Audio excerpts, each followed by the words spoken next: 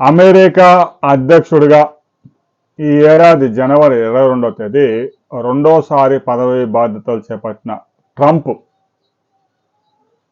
తుగ్లక్ నిర్ణయాలతో ప్రపంచ దేశాలను వణికిస్తా ఉన్నాడు. ఒకవైపు వాణిజ్య యుద్ధం ప్రకటించాడు.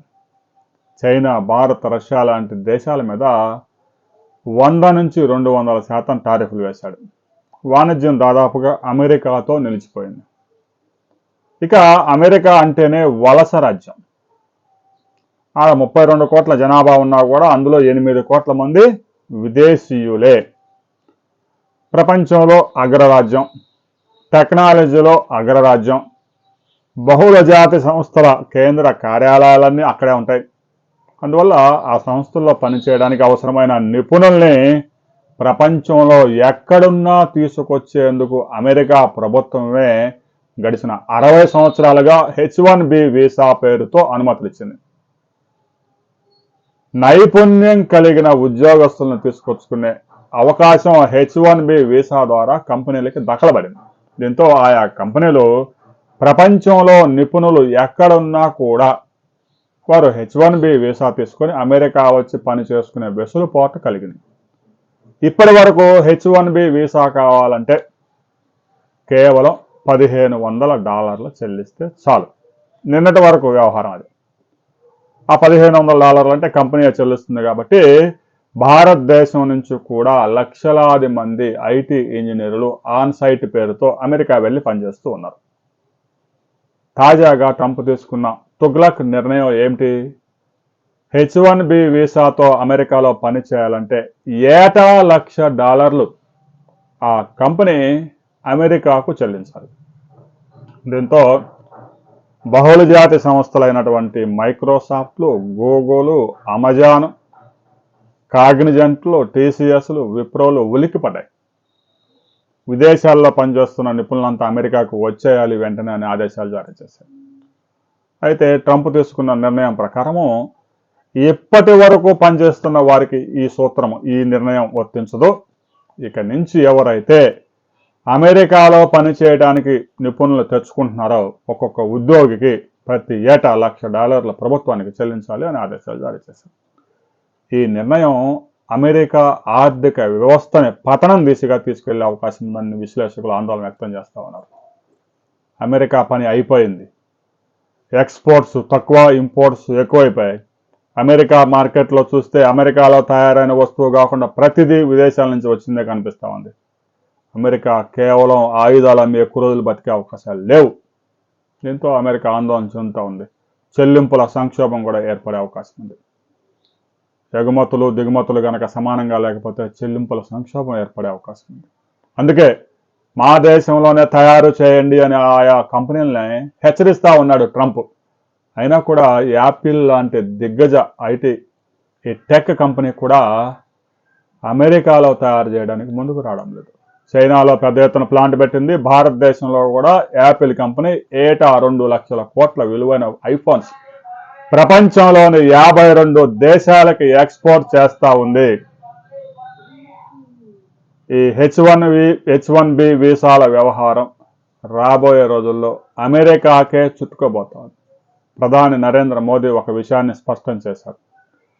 భారతదేశం ఇక ఎంతో కాలం విదేశాల మీద ఆధారపడకూడదు. Make in India, Nirbhar Bharat పేరుతో ప్రతిదీ మనకు అవసరమైంది మనమే తయారు చేసుకొని మన 140 కోట్ల జనాభా అవసరాలు తీర్చుకోవడంతో పాటు విదేశాలకి ఎగుమతి చేయాలి అని ఆదేశించారు. ఇదే సరైన సమయం. మన కాళ్ళ మీద మనం నిలబడేందుకు ఇదే సరైన సమయం. అమెరికా అధ్యక్షుడు ట్రంప్ తీసుకున్న తుగ్లక్ నిర్ణయం ప్రస్తుతానికి భారత్, చైనా లాంటి దేశాలకి ఇబ్బంది కలిగించిన ఈ దేశాలు స్వావలంబన సాధించడానికి ఇదే సరైన సమయం.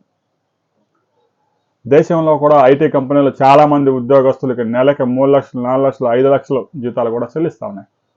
అలాంటి సమయంలో అమెరికాకు వెళ్ళి ఏటా $1,00,000 అంటే 88 లక్షల రూపాయలు ప్రతి సంవత్సరం అమెరికా ప్రభుత్వానికి చెల్లించి అక్కడ ఉద్యోగాలు చేయాల్సిన అవసరం ఇక లేనే లేదు.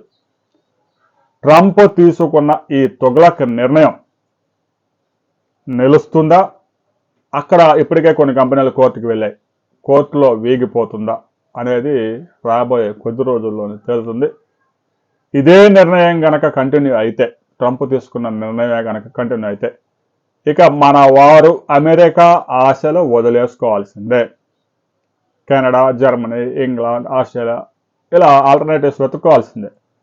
ఆయా దేశాల్లో కూడా ఇండియన్స్ గో బ్యాక్ అనే ఉద్యమం ప్రారంభమైంది. భారతీయులు విదేశాల మీద ఫోకస్ పెట్టడానికి ప్రధాన కారణం దేశంలో మౌలిక సదుపాయాల కొరత. ఒకసారి ఉద్యోగం కోసం అమెరికా వెళ్ళిన వాడికి తిరిగి రాడు, లండన్ వెళ్ళినవాడు, బ్రిటన్ వెళ్ళినవాడు తిరిగి రారు, ఆస్ట్రేలియా వెళ్ళిన వారు తిరిగి రారు, జర్మనీ వెళ్ళిన వారు తిరిగి రారు. అక్కడ ఉండే సదుపాయాలు అలాంటివి.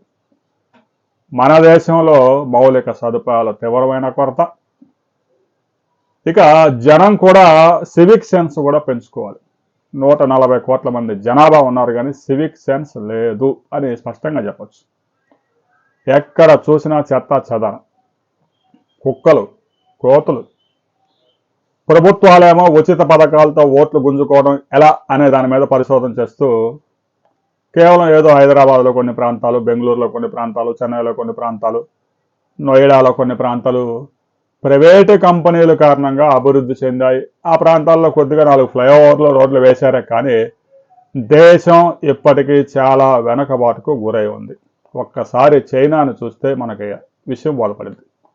40 సంవత్సరాల్లో చైనా సాధించిన ప్రగతి ఎంత, భారతదేశం సాధించిన ప్రగతి ఎంత అనే బేరీజ్ వేసుకుంటే భారత్ ఇంకా చాలా ముందడుగులు వేయాల్సి ఉంది. దేశంలో అన్ని సదుపాయాలుంటే, విదేశాలకు ధీటుగా సదుపాయాలుంటే విదేశాలకు ఎందుకు వెళ్ళి సెటిల్ అవుతారు భారతీయులు? వెళ్ళరు.